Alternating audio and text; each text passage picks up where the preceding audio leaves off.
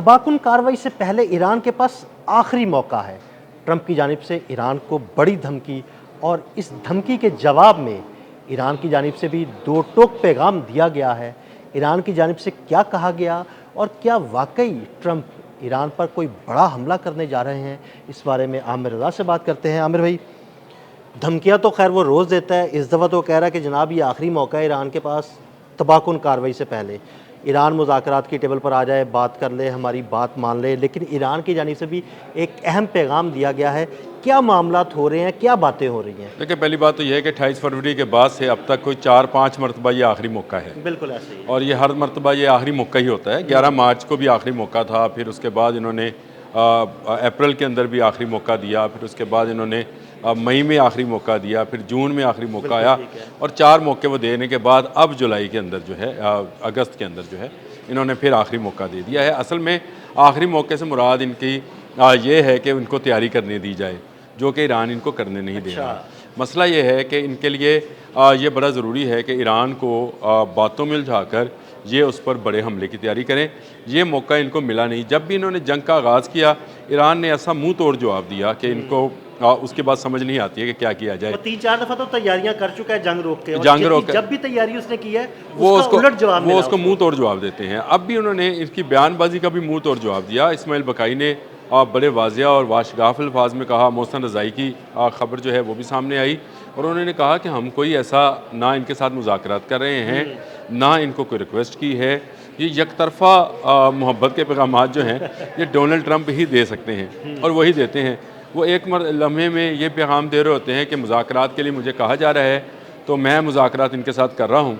अगले लम्हे में कहते हैं कि ये नहीं, ये तो मुझसे मुनाफ़कत कर रहे थे, ये तो मुज़ाकरात कर ही नहीं रहे। बातें भी उसने की हैं। अब देखें, अगर एक ऐसा शख्स जिसकी बात पर इतबार नहीं किया जा सकता, कि चंद लम्हे पहले जो बात करता है अगले लम्हे में उसको बदल देता है, फिर उसके अगले लम्हे दूसरी बात करता है, फिर तीसरी और चौथी, और हर मरतबा ये अपने जो पैगामात हैं उनका एंड जो है वो इसी पर करता है। यानी इस फिल्म का आप समझे कि क्लाइमेक्स यही होता है कि मैं इतना बड़ा हमला करूँगा, तहज़ीब तबाह कर दूँगा, मैं ज़ुबान ख़त्म कर दूँगा, मैं ईरान ख़त्म कर दूँगा, मैं पता नहीं क्या क्या कर दूँगा।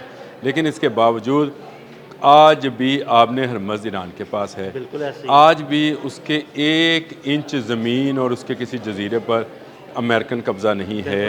ये सारी वो तैयारी सारे ममालिक को साथ मिलाकर, सारा इत्तेहाद बनाकर, इसराइल के दिमाग को इस्तेमाल करके जो भी ये करना चाहते हैं, ईरान उसको उलट देता है। यानी ईरान इनके तमाम वो पॉलिसी या तमाम वो प्लान जो कि ये ईरान पर कब्ज़े के लिए बनाते हैं, ईरान उसको पलट देता है। अब भी यही मौका है कि ईरान इनके इस बयान को भी पलट देगा, और ये दोबारा अगर ये इस काबिल हुए कि हमला कर सकते हुए तो करेंगे। अदरवाइज़ आपने देख लिया, कल हमने इस पर बात भी की थी कि इन्होंने MQ-9 उड़ाया, उन्होंने उड़ा दिया।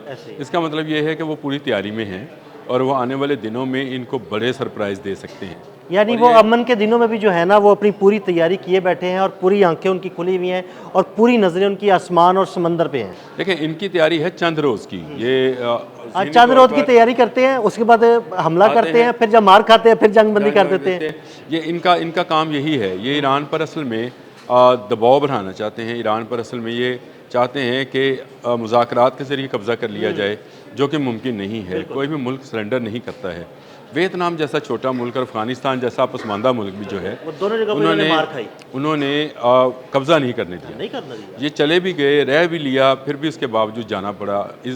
रशिया जो था इतना बड़ा मुल्क होने के, जब USSR होता था ये, और इसमें ये अभी सारी रशियन स्टेट, लेकिन वो अफ़गानिस्तान के 1 इंच पर कब्ज़ा। देखें, अब वो काम नहीं है कि आप किसी को किसी की सरज़मीन पर कब्ज़ा कर सकते हैं।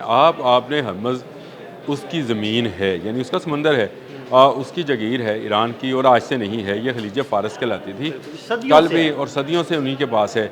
वही इसके रखवाले हैं, वही वहाँ यहाँ पर मैरी टाइम जो है सिक्योरिटी फराहम कर सकते हैं। आप यहाँ सिक्योरिटी रह कर फराहम नहीं कर सकते, आपको यहाँ से जाना होगा। आप जाएंगे, अमन आएगा, ट्रेड बनेगी। आपने करते करते क्या किया, आपने हरमज़ बंद कराई, बाबुल मंदब बंद कराया। अब आप कैस्पियन और ब्लैक सी की तरफ जा रहे हैं, वहाँ पर भी अब बंद होगा। फिर तो सुशीमा पे चले जाएंगे, फिर आपने मलाका पर चले जाएंगे। जहाँ जहाँ जाएंगे आप लोगों की तिजारत बंद करते जाएंगे। अभी तक आज तो सूरत बन रही है, तिजारत ही बंद करा आज आप देख लें, आज आप देख लें, मैं आपको खबर पढ़ रहा था दीन साहब के, जापान जो इनका बहुत बड़ा अलाई है, उसकी करेंसी इतनी डाउन गई है कि इनको रेस्क्यू करने के लिए जाना पड़ा। मुत्तहिदा अरब अमारात इतना बड़ा अलाई, उनकी करेंसी इतनी डाउन गई कि उसको रेस्क्यू करने के लिए वो अमेरिका की मिन्नत करने पे मजबूर हुए कि डॉलर्स दें, नहीं डॉलर्स के साथ हमारा तबादला कर लें करेंसी का। मकसद अब मुझे ये बताएं, जो जो आपके पंजे में आया, आपने उसकी मईशत को तबाह बर्बाद कर दिया, तो आप ईरान को भी तबाह बर्बाद करने के ख्वाब देख रहे हैं, लेकिन ये आपको मुज़ाकरात की सूरत में मिलने वाला नहीं है। आप ये समझते हैं कि टेबल पर रखकर आपको जो है वो कशम मिल जाएगा या आपको कोई जजीरा मिल जाएगा। ये मुमकिन ही नहीं है। ये जंग के ज़रिए लेना होता है। जगह अगर आपने ले भी ली, आपने कोई ज़मीनी कार्रवाई की भी प्लानिंग कर ली, तब भी आपको मार ही खाना पड़ेगी। ईरानी कौम एक है, ईरानी कौम इस वक्त डिटर्मन है अपनी खुद मुख्तारी के हवाले से। वो उनको पता है कि उन्होंने आपने हमस को कैसे खोलना है, इसके लिए वो अमान के साथ देखें मुज़ाकरात करें। तो मुज़ाकरात तकरीबन आखिरी मराहिल में है। जैसे ही आखिरी मराहिल में पहुँचते हैं अमान के मुज़ाकरात, वैसे ही इन्होंने अपने बयानात को तेज़ी में लाना शुरू की और फिर अननोन प्रोजेक्टाइल के ज़रिए अमान के से 20 नाटिकल माइल के ऊपर एक शिप पर हमला हो गया। आपको नज़र आएगा कि जो दूसरा मरहला था, जो 6 जुलाई से 7 जुलाई से शुरू हुआ था, उसमें भी अमान की तरफ ही साहल के करीब जो कतर का जहाज़ था उस पर हमला हुआ था। और अगले दिन जो है वो सऊदी अरब के, और दोनों अननोन प्रोजेक्टाइल थे, लेकिन उसका इल्ज़ाम मीडिया की तरफ से ईरान पर लगाया गया और ये जो है ईरान पर इल्ज़ाम लगाने के बाद 7 जुलाई को उस पर हमले का जवाब बना लिया गया। अब भी देख लें, आहिस्ता आहिस्ता ये गोलाबारी शुरू हुई।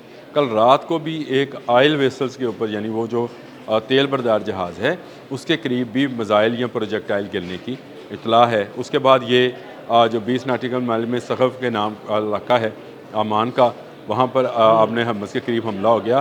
तो ये सारा जवाब बनाया जाएगा, फिर उसको मीडिया में प्रोजेक्ट किया जाएगा और उसके बाद कहा जाएगा कि जी हमने बड़ी कोशिश की थी, हम चौथी मरतबा 5वीं मरतबा जो है मुज़ाकरात से हटकर जंग की तरफ जा रहे हैं।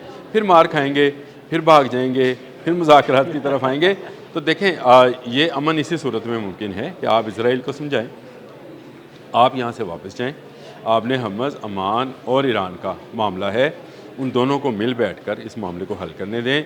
और ये मुमकिन नहीं है कि अब वो पुरानी वाली, मैं हमेशा ये कहता हूँ, और ये इस्माइल बकाई ने तो कल कही, मैं तो हमेशा ये बात कहता हूँ कि अब दुनिया भूल जाए, अब दुनिया इस बात को भूल जाए कि दोबारा से आपने हमस वो मैरी टाइम ट्रेड जो है, जो कि फ्री में होती थी, जो इंटरनेशनल वाटर्स कहलाती थी, उसमें हो सकेगी, क्योंकि अब वहाँ पर बारूदी सुरंगों का जाल है, अब वहाँ पर पासदारानी इनकलाब का कंट्रोल है और उनकी मर्ज़ी के बगैर ना कतर, ना अमान, ना कोई अमेरिका, ना कोई इसराइल, कोई अपनी ट्रेड नहीं कर सकते। बहुत शुक्रिया आमिर भाई। आमिर भाई ने बड़ी तफसील के साथ इस सारे मामले पर रोशनी डाली। मज़ीद अपडेट्स के लिए हमें फॉलो करते रहें। अदील अहमद और आमिर रज़ा को इजाज़त दीजिएगा।